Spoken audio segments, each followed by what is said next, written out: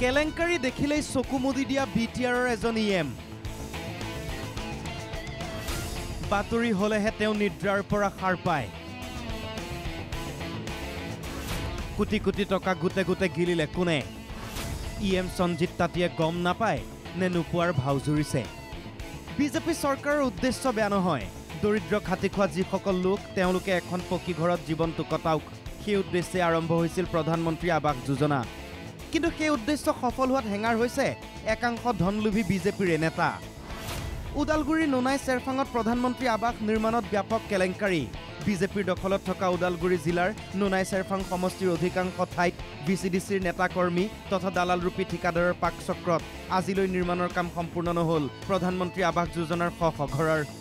4 বছৰে সম্পূৰ্ণ নহল ভুটিয়াচাঙৰ 13 নম্বৰ লাইনৰ দৰিদ্ৰ লোকসকলৰ গৃহ নিৰ্মাণৰ কাম কাৰোবাৰ ঘৰ 4 বছৰ ধৰি অৰ্ধনিৰ্মিত হৈ থাকিল কাৰোবাৰ ঘৰ 2 বছৰ ঘৰৰ ভিতৰত হাবি জংঘল নিৰক্ষৰ হিতাধিকাৰীৰ সহিলৈ মুকলাই নিলে ধন নিজ ইচ্ছামতে ধন মুকলাই আত্মসাৎ কৰিলে দালালৰূপী ঠিকাদাৰে দৰিদ্ৰ হিতাধিকাৰীয়ে ঘৰ নিৰ্মাণ কৰি দিয়াৰ অনুৰোধ কৰিলে ওলটাই দাবী ধমক ইহঁতে মানে অলপ বনাওঁতে বহুত লেট কৰি আছে আৰু বুক কিস্তিকেইটা ওলাই লৈ গৈছে এতিয়ালৈ ক্লিয়াৰ কৰাই নাই ইহঁতে আজি মোটামুটি 4 বছৰেমান হৈ গ'ল ঘৰকেইটা হিতাধিকাৰীৰ কেৱল নামটোহে আছে ধন উলিয়াই নিছে ঠিকাদাৰে কেতিয়া উলিয়ালে হিতাধিকাৰীয়ে গমেই নাপায় কেটা কিস্তি উলাইছে আপুনি গমে নাপাওঁ নামটো হে আপোনাৰ একাউণ্টটো হে আপোনাৰ পইচা হিয়তে উলাই আচ্ছা ঠিকাদাৰে উলাই আৰু না আপুনি গমে নাপায় ন নাই আপুনি যেতিয়া ঘৰটো সম্পূৰ্ণ কৰি দি বুলি কয় যদি খুদে ঠিকাদাৰে খুদিলে কি কয় হে তাকে হিয়ে কয় যে ইবা হুকলে কৈ দিলে থৰে হইলা জলদি बोल दिले से कितना टाइम लागले तोदर की जानिला बोले ইএম সঞ্জিত তাঁতী আৰু ভিচিডিচিৰ চেয়াৰমেন হাজদাসা বৰুৰ তত্ত্বাৱধানত ভুটিয়াচাঙত ঠিকা লাভ কৰা অধিকাংশ ঘৰৰ 3 পাত দৰ্জা খিৰিকী নলগোৱাকৈ তেনেকৈ পৰি আছে যি দুই এটা ঘৰ সম্পূৰ্ণ কৰিলে অতি নিম্নমানৰ সামগ্ৰী ব্যৱহাৰ কৰিলে চৰকাৰী ঘৰ পায়ো হিতাধিকাৰীয়ে নিজে নিৰ্মাণ কৰিবলগীয়া হৈছে ঘৰ মানে ঘৰ বনাইছে কিছুমান কিন্তু ইমান ষ্ট্ৰং নাই যেনেকৈ যে বনাব লাগিছিল সেনেকৈ বনোৱা নাই সেইবিলাক মানুহে এতিয়া নিজে ঘৰ বনাই কৰিব নিজে ঘৰ বনাই ভাল থাকিব লগা হৈছে এইটো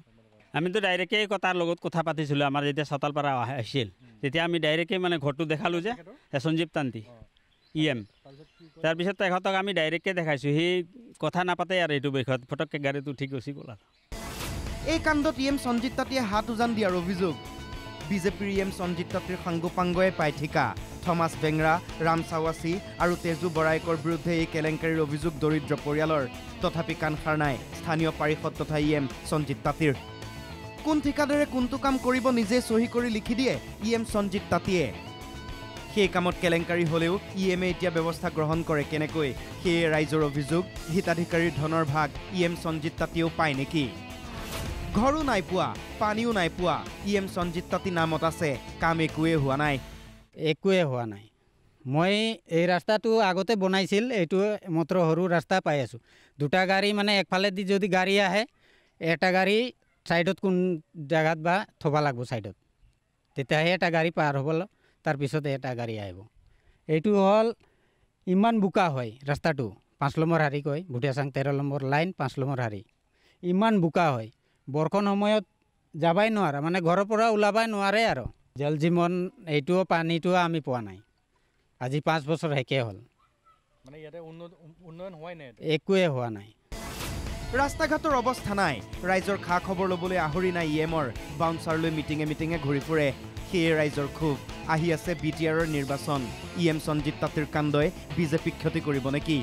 ৰাইজে মুখ্যমন্ত্ৰীকো অভিযোগ দিবলৈ সাজু হৈছে পূৰ্বেও বাতৰি সম্প্ৰচাৰ হৈছিল যেতিয়া কেইটামান ঘৰৰ কাম পুনৰ আৰম্ভ হৈছিল এইবাৰ বা কি হয় আমি নজৰ ৰাখিম উদালগুৰিৰ পৰা দীপক হাজৰিকাৰ সৈতে ধনমণি বৰ্মনৰ ৰিপৰ্ট NKTV+